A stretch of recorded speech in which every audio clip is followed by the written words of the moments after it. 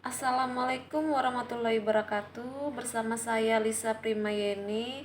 Di sini saya ingin berbagi bersama teman guru tentang LK31 saya, yang mana LK31 ini isinya tentang menyusun best practice. Oke, langsung aja kita mulai. Yang pertama, perkenalkan, saya Lisa Primayeni. SPD, nomor UKG 2015 02794868. Saya peserta PPG dalam jabatan tahun 2022 pada Universitas Negeri Manado. Oke. Di sini lokasi kerja saya SMK Negeri 2, yang mana lokasi kerja saya SMK Negeri 2 Batanghari, Provinsi Jambi. Oke. LK31 menyusun best practice. Menyusun cerita praktik. Oke, situasi kondisi yang menjadi latar belakang masalah. Mengapa praktik ini penting untuk dibagikan? Apa yang menjadi peran dan tanggung jawab Anda dalam praktik ini? Dampak dari pandemi serta mulai terbiasa dengan kegiatan belajar jarak jauh membuat banyak perubahan pada belajar peserta didik. Antara lain, kurangnya motivasi belajar peserta didik dalam mempelajari seni rupa 2 dimensi. Kurang terfokusnya peserta didik dalam menerima materi pembelajaran karena terbiasa mengobrol saat PPJ. Hal ini diperburuk dengan model dan metode pembelajaran yang kurang variatif serta kurangnya pemanfaatan media pembelajaran yang berbasis IT pada setiap kegiatan pembelajaran yang disajikan oleh guru. Tantangannya, apa saja yang menjadi tantangan untuk mencapai tujuan tersebut? Siapa saja yang terlibat?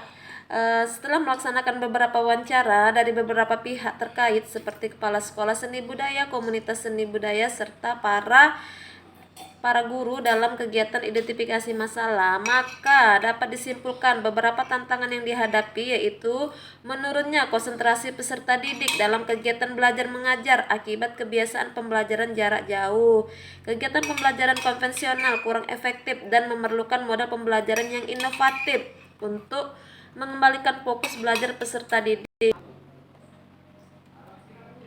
yang disebabkan oleh keadaan beberapa masalah harus diselesaikan dalam kegiatan belajar, diantaranya seperti belajar di kelas, seperti kurang efektifnya media pembelajaran yang dipilih oleh guru, masih kurangnya pemanfaatan tipek di kelas, model pembelajaran yang belum relevan dengan kebutuhan peserta didik, ruang kelas yang kurang nyaman ketika digunakan oleh peserta didik. Dalam kegiatan aksi sebagai solusi penyelesaian masalah yang dijalankan, pihak utama yang terlibat adalah antara guru dan peserta didik dalam menciptakan atmosfer belajar yang kondusif dan sesuai dengan kurikulum yang ingin dicapai. 2. Didukung dengan para instruktur dan tutor dalam memberikan bimbingan sehingga mendapatkan hasil yang lebih baik dari sebelumnya yang pernah dilaksanakan dalam kegiatan belajar mengajar di kelas.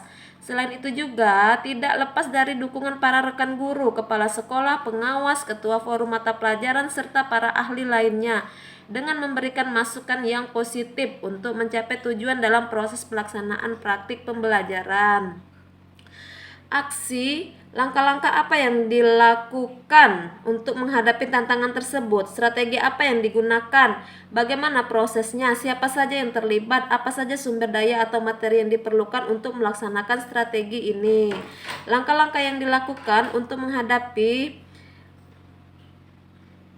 menghadapi tantangan kurangnya motivasi peserta didik dalam belajar seni rupa 2 dimensi antara lain, yang pertama, menentukan materi agar dapat disiapkan bahan ajar yang sesuai dan dapat diterima siswa dengan baik. 2. Menentukan model dan strategi pembelajaran seperti menentukan metode yang bisa membuat kegiatan belajar mengajar menjadi kondusif dan tidak terfokus pada guru saja. 3. Menyiapkan alat dan bahan ajar, LCD proyektor, dan sound system sebagai media pembelajaran. Selain itu juga menyiapkan LKVD, PPT, dan video-video yang relevan dengan materi pembelajaran sebagai tambahan literasi bagi peserta didik. Membuat konsep dan alur pembelajaran sebagai skenario kegiatan belajar mengajar dalam bentuk RPP dan jenis model pembelajaran yang ingin dipraktikkan.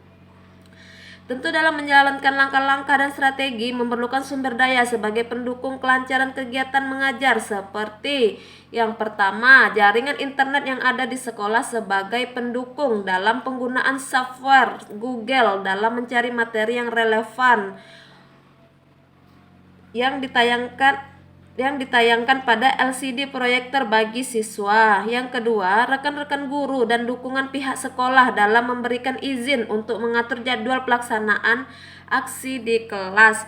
Yang ketiga, videografer sebagai pelaksana dan pengatur skenario dalam pengambilan video aksi.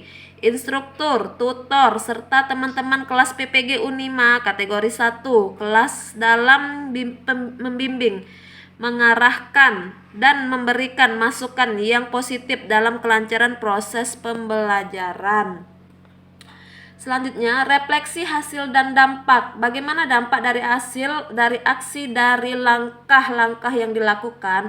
Apakah hasilnya efektif atau tidak efektif? Mengapa? Bagaimana respon orang lain terkait dengan strategi yang dilakukan? Apa yang menjadi faktor keberhasilan atau ketidakkeberhasilan dari strategi yang dilakukan? Apa pembelajaran dari keseluruhan proses tersebut? Dampak dari penerapan model pembelajaran yakni model pembelajaran based learning dan model project based learning bagi peserta didik. Yang pertama, peserta didik terlihat lebih bersemangat dan lebih interaktif.